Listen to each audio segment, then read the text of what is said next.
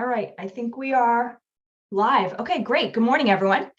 Welcome to the meeting of the ANF Committee of the Health Connector Board. We have a full agenda for this morning, and it looks like we have pretty robust attendance. So why don't we get started? If we could start with, we have minutes to approve, correct? Yes. Okay. If we could start with a motion to approve the minutes from our last meeting. So moved. Thank you. Second? I can second. All right, all in favor? Kathy, do we need to do a roll call or can we just? Let's do a roll call. Okay. Okay, so Rena, Yes. Dimitri, Yes. Martha, I'm going to abstain because I wasn't here for the last meeting. okay, and Dan. Yes, I was not here for the last meeting, but member of our team was, so I will vote yes. Thank you. Super, thank you. Carrie, I'm going to hand it off to you and let you guide us through the rest of the meeting. Sure. Thank you, Rena. Good morning, everyone. I know there's a lot of folks on the call, so I'm just going to quickly do some introductions. My name is Carrie Miller. I'm the CFO of the Health Connector. We're joined by Edith Boucher-Calveo, who is an actuary working with the Health Connector for I think about 8 years now. Dom DeVito is the Deputy CFO. We have Stacy Holleran, who's the Director of Accounting. We have Wing, who is the Manager of Finance, Leslie, who is the Senior Financial Analyst, and Sonia, who is a Financial Analyst for us at the Health Connector. And it is their work that you're going to see here in the numbers today. We also have Brock Romano. He is a partner at KPMG, and he will be here to meet with the subcommittee for the last agenda item for any discussion around the FY22 audit or planning for the fiscal year 23 audit. So with that, Audrey, I would turn it to you if you would like to introduce other folks from the Health Connector. Sure. Good morning, everyone. Great to see you all. And I think from other corners of the Connector, we've got Erin Ryan, our Chief of Staff, Trish Grant, our COO. And I just also want to make sure folks know our EHS colleagues, Dan and Karen, if you want to just briefly introduce yourselves so folks know. Absolutely. I'm Dan Shark, Assistant Secretary for Administration and Finance at EOHHS. Karen Zhang, Senior Advisor over at EOHHS. Thank you both. So I think that is our team today, and just wanted to thank Carrie and her team for all the work that goes into these budgets. As you know, it is a labor of love, and just very grateful for their commitment to the details and what you'll see here today. And great to see you all. Thank you. So can everybody see the screen? Yes. All right, Yes. Bear with me. Okay, so I'm going to kick it off, and then it'll be myself and Edith presenting today. Stop me at any moment if anybody has any questions. So good morning, everyone. It has been a year since this subcommittee last formally met, so we're pleased to see you today, and we're going to present to you the Health Connector's current budget projections for fiscal year 23, as well as the recommendation for fiscal year 24.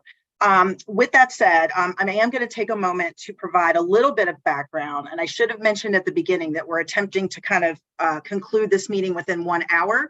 So Edith and I are hoping to take about 30 to 40 minutes, and then we'll leave Brock and KPMG the rest of the 20 minutes or so. So for a little bit of background for those of you that are new, the Health Connector develops and oversees 2 distinct budgets, one being the programmatic budget and the other being the administrative budget. The programmatic budget funds the state subsidy components that are available in the ConnectorCare program, which wraps federal subsidies with additional state subsidies on both premium and cost sharing to lower the total cost of health coverage and utilization for residents that are currently under 300% of the federal poverty level. The programmatic budget is funded entirely through the Commonwealth Care Trust Fund, or CCTF, as well as, sorry for all the acronyms, Federal Financial Participation, or FFP, whereby the federal government reimburses the Commonwealth for about 50% of the ConnectorCare costs. The programmatic budget also includes funding from the CCTF that partially supports our administrative budget. So it does reflect the Commonwealth's total liability for Health Connector programs and operations. Next, the administrative budget funds our operating costs. And when we look at this later in the subsequent slides, we'll see that approximately 60% of the admin budget funds our three major service vendors, which perform on our behalf functions for enrollment, premium billing, as well as contact center for both non-group and small group. The remaining 40% of the budget represents costs that are associated with personnel and contractors, technology, including the portion of the HICS system that's allocated to us, as well as outreach and public education activities to promote awareness of coverage options. In addition to being funded by the CCTF, we are also financed by an administrative fee that we assess on carriers based on the number of covered lives in the exchange. The administrative fee is 3% for ConnectorCare and dental and 2.5% for other non-group medical and small group medical members.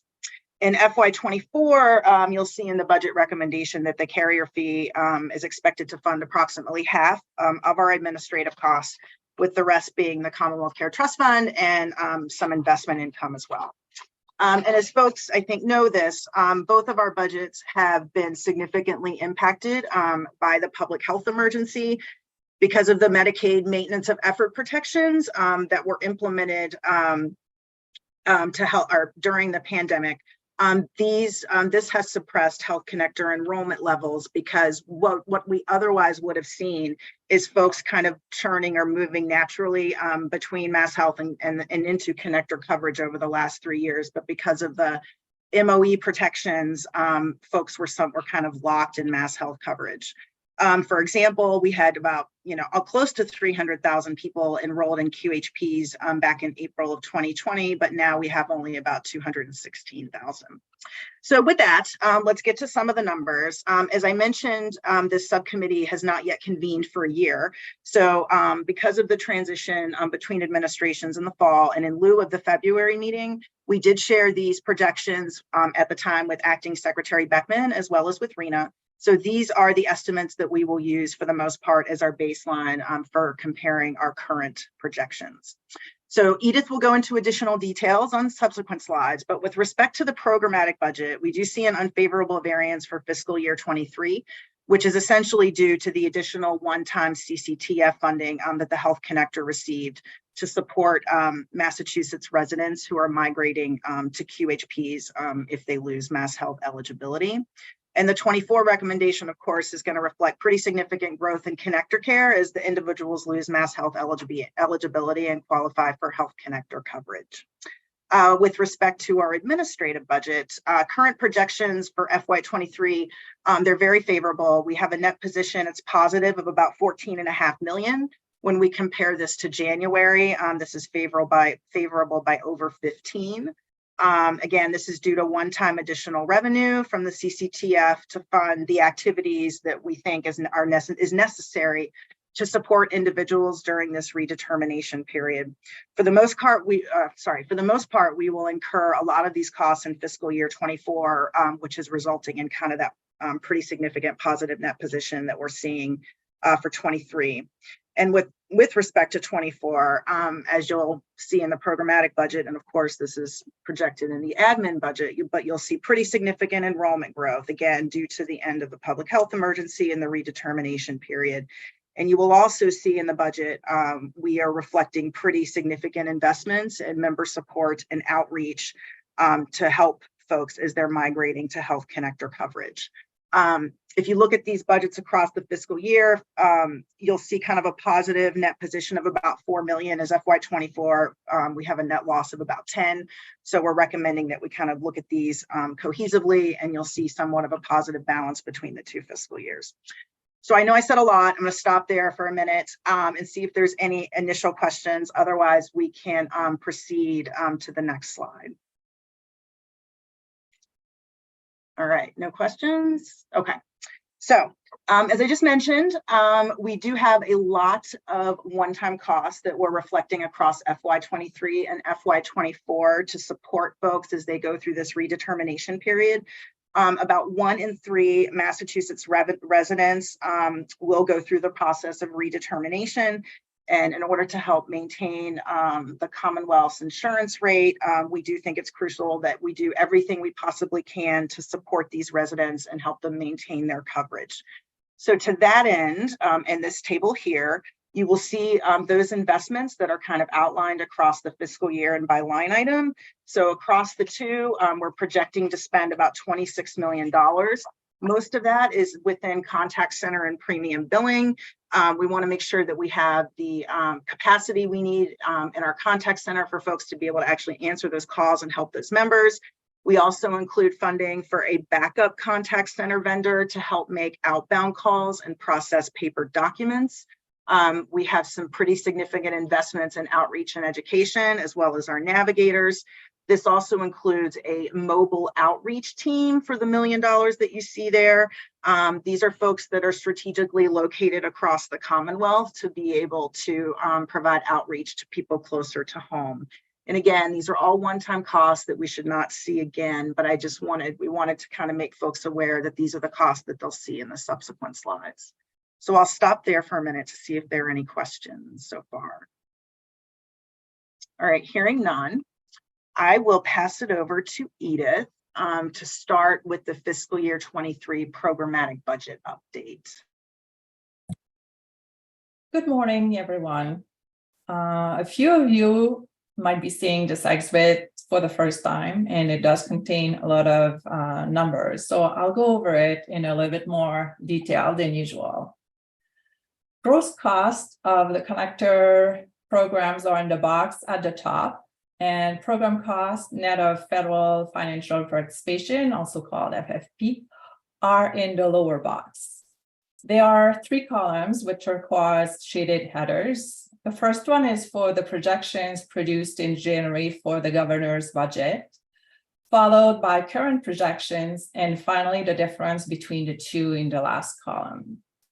Please note that negative numbers in red font reflect a favorable variance to the governor's budget. At the top of the exhibit, we're showing membership projections, and we can see that membership is slightly higher, in part because more people than expected reported a change in the first 2 months of the unwind.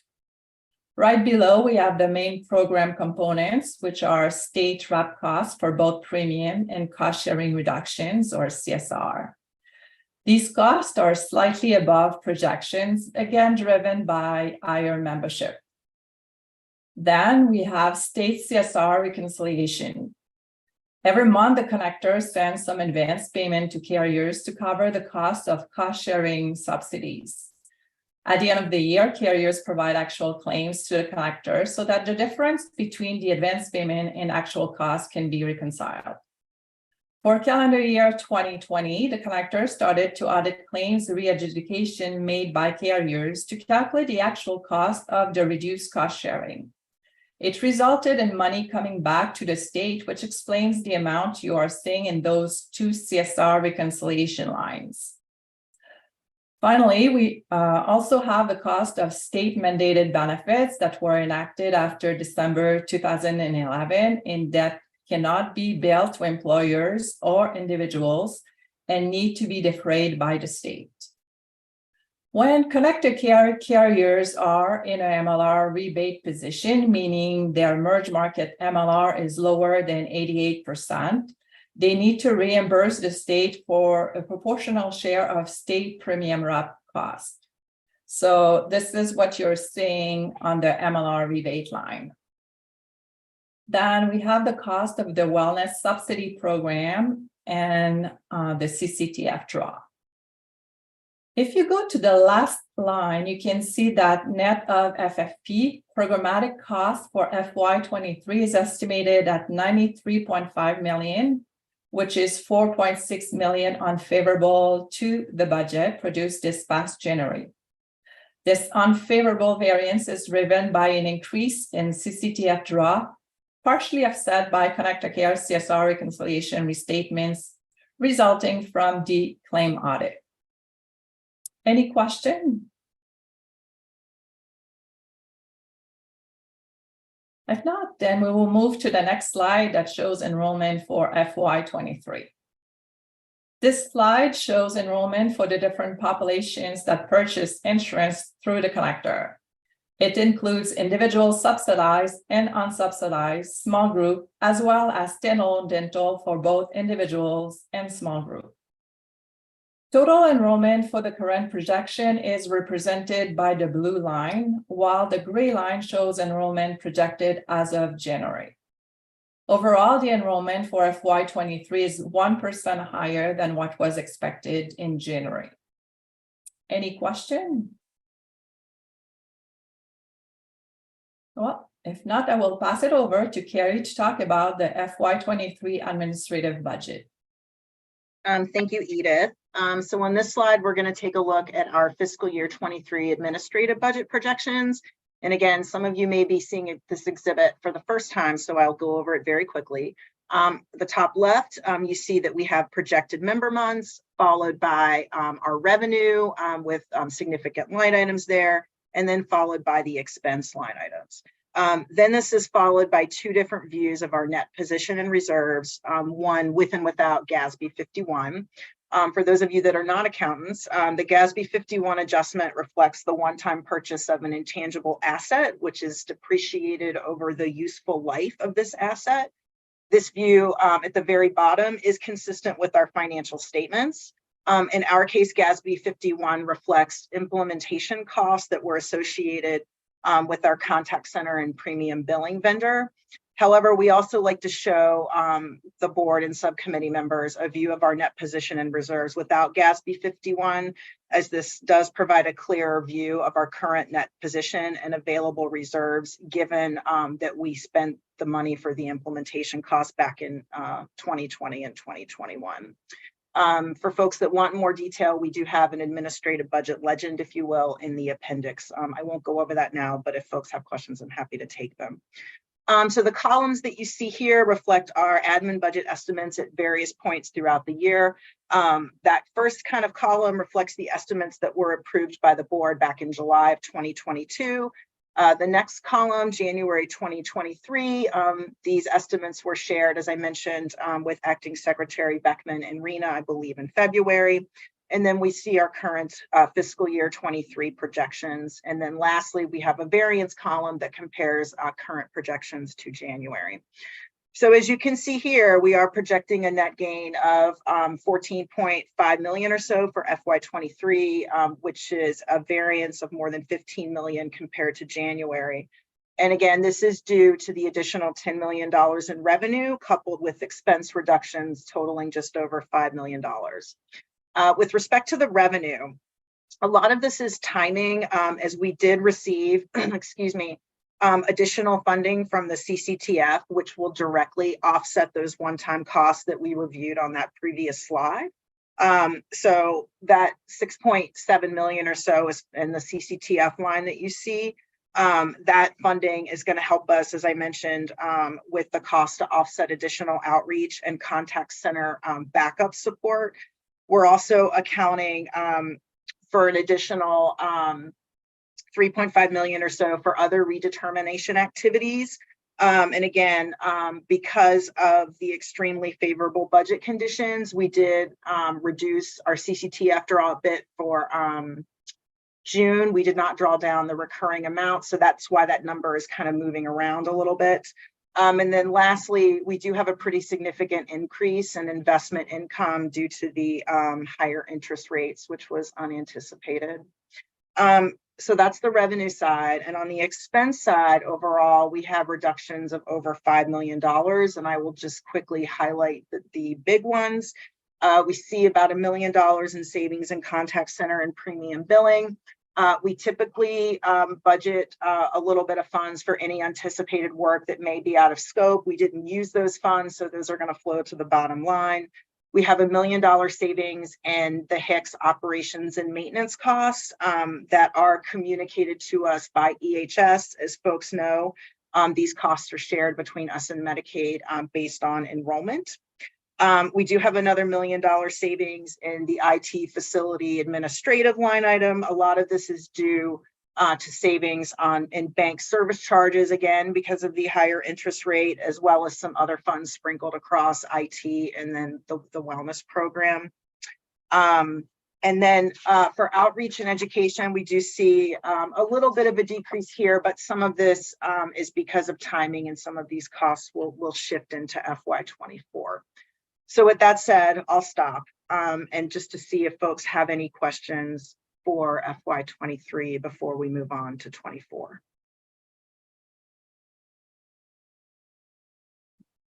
All right, hearing none. I'll pass it back to Edith, and she will talk to you a little bit about FY24 ConnectorCare. So first of all, we'll talk about some assumptions for FY24.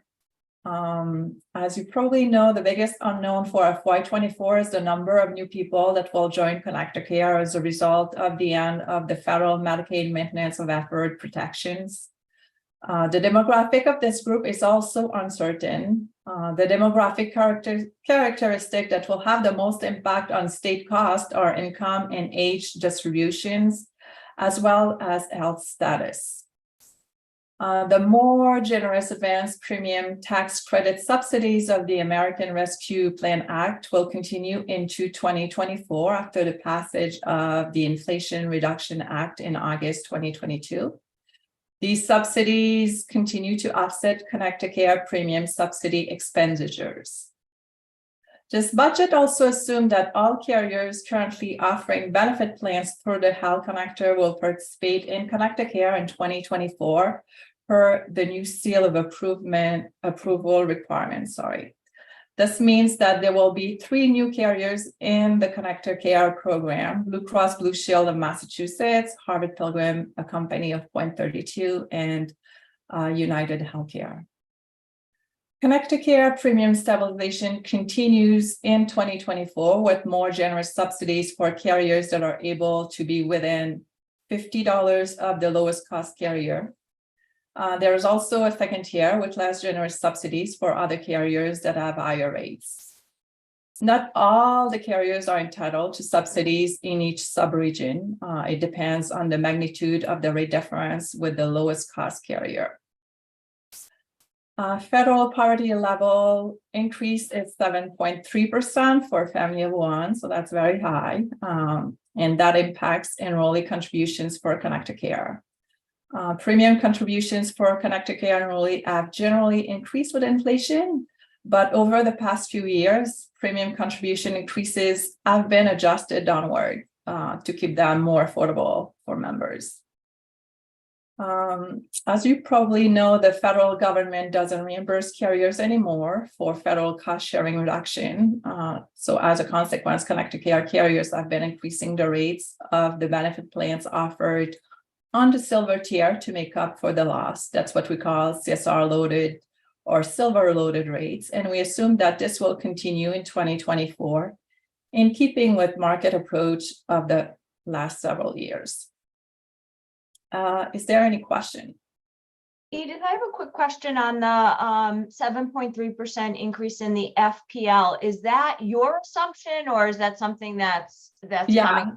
Yeah, this is not an assumption anymore. Actually, this is an actuals, but that's included. Okay. Yeah. Thanks.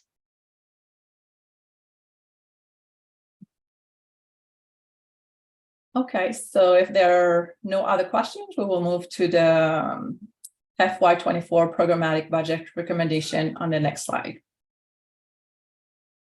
So on the last line of this exhibit, you can see that the cost of the connector programs is estimated at $130.6 million after FFP. This is a decrease of $4.9 million compared to the estimate produced in January. The decrease is primarily attributable to a favorable variance for the 2022 ConnectorCare cost sharing reduction reconciliation. This favorable variance is partially offset by an increase in CCTF draw. You can also see that membership has been adjusted slightly downward based on early indicators. New on this exhibit is the hardship waiver cost, which was transferred from the administrative budget to the programmatic budget for FY24. Any question?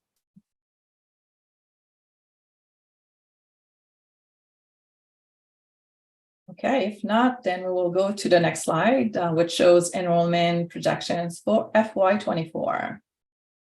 So projected enrollment for FY24 is 30% higher than FY23, primarily due to the expected growth in the subsidized populations, ConnectorCare, and APTC only, as a result of the Mass Health redetermination that have resumed in April. Any question?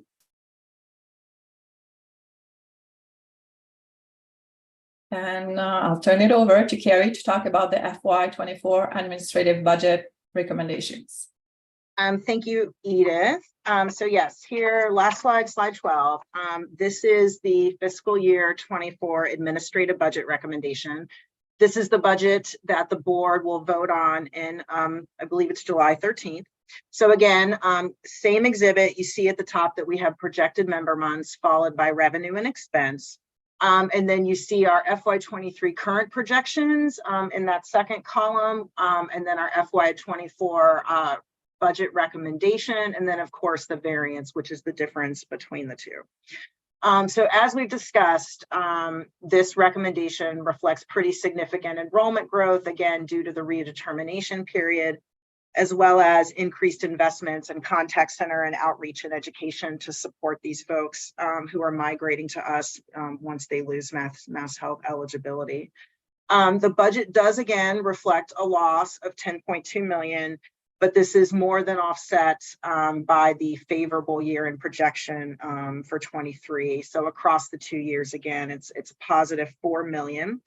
Once we get further into FY24, if we are seeing that the 24 budget is going to be more favorable than projected, we are more than happy to work with ANF and EHS to reconsider the CCTF draw that supports our operations cost next spring. So if we don't need to draw it down, we certainly won't be doing that. So that's a discussion that we can revisit later. So compared to FY23, we've got 8.8 million in additional revenue. Again, most of that is due to the carrier fee because of the increased enrollment. But we do see a decrease in the CCTF funding. This is because we are recommending that we reduce our recurring CCTF draw. It was about 45 million or so in 23. But we're recommending that that be reduced to 35 million in FY23. However, we are accounting for an additional conservative amount of $9 million in revenue that we would draw down that would directly offset additional costs that we would incur to support additional contact center capacity. So depending on the actual expense of that revenue will be adjusted. So that's the revenue side. On the expense side, we do see costs that are increasing about $33 million or so. But again, of that 23 million are one-time expenses related to the redetermination period. So I'll start with the biggest increase, which is 20 million in contact center and premium billing. 16 of this here are one-time costs. And let me just talk to you about, let me break down that 20 million a bit. So again, I mentioned this already, but the $9 million that we were accounting for revenue from the CCTF, we've accounted for the expense in this line item for additional contact center supports. Again, we'll only spend that if needed. We also include in this line item about $6.5 million for our enrollment and premium billing vendor. Most of that 4 million is due to the additional one-time costs that we will incur based on noticing and postage related to redetermination materials that will be sent to members. We've also accounted for the $3 million that will be needed for the backup contact center vendor for additional call capacity and document processing. We see also about $1 million increase in our walk-in center costs. And then lastly, about 800,000 or so for Health Connector for business. And most of that is increased broker fees, as well as some funds set aside for any potential platform enhancements. So that's the biggest 20 million there, or the biggest increase there, worth 20. The next largest increase is for navigators and outreach and education. Again, this is all, most of it's one-time cost to support that additional capacity. that I've already talked about, so I won't go into that in any more detail unless, of course, folks have questions. We do have an increase in personnel and fringe. Some of this is due to employee benefits, as well as some additional staffing to handle some of these redetermination period activities. And then again, we've got some increases spread throughout some of the other line items. I am more than happy to go into those if there are questions. But the bottom line here is that, you know, when you take into account 23 and 24, a year from now, we're projecting reserves of approximately 44 million. And of course, excluding the one-time costs that are reflected in the 24 budget recommendation, this represents about half of our kind of ongoing recurring operating cost, and this level is consistent with our auditor's recommendation. So I'll stop there and see if there are any additional questions on fiscal year 24. I'm happy to go into more detail. Carrie, I have a, I don't know if you call it a question or just a comment on this. And I think, you know, the other board members know that I had requested some additional information on the increasing expenses associated with the redeterminations. And Audrey and Trish and Carrie and Edith spent a good amount of time with me, helping me understand it and get more comfortable with it. So I do support this, but I do hope that that we are ensuring that our vendors know that just because this is included in the budget doesn't mean that it is automatically going to be spent, and that where there are opportunities to whether it's renegotiate or figure out ways to be more efficient with our dollars, that I trust that the team will be working on that. Thank you.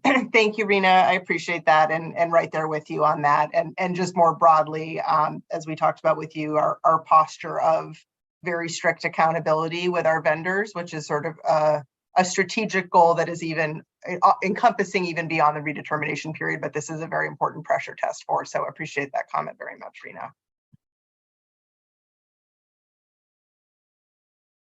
This does conclude our presentation on the budget. I'm happy to answer any final questions if there are any now or later.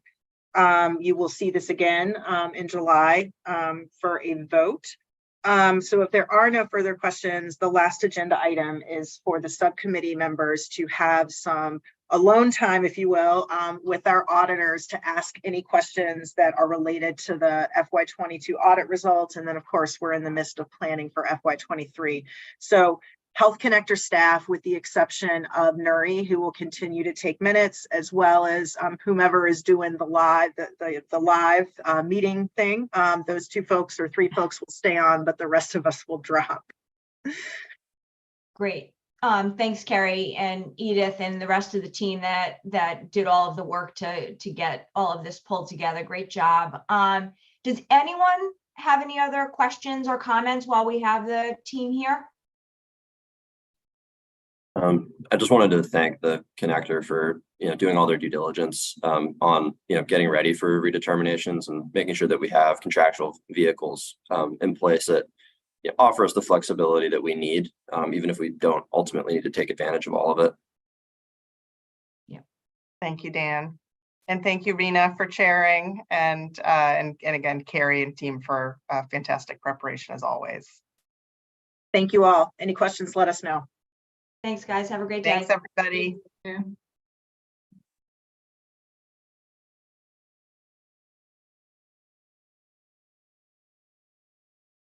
I think we're good. Rena, are we still staying in open meeting mode, or is this a closed session for the conversation with the auditors? Great comment, Dimitri. Thank you. Kathy, why don't we take a roll call to adjourn the meeting, and then we can go into an executive session sort of mode. Please. Okay, so all right, and that's perfect. Do you want to come back live at the end of that to end the? I don't think we need to. I think we can just we can adjourn the formal meeting now. Okay, so we'll take a vote. Kristen will cut the live, and then I will stay on just to keep Thank you. Okay, all right, so Rena, I hand it back to you to, So do we have a motion to adjourn the formal meeting, please? So moved. Thank you. Second? Anyone? Second. Okay, thank you. okay. Martha, Yes. Dan, Yes. Dimitri, Yes. Rena. Yep. Okay, thank you, everyone. Thanks, Kathy. Thanks, Okay, everyone. thank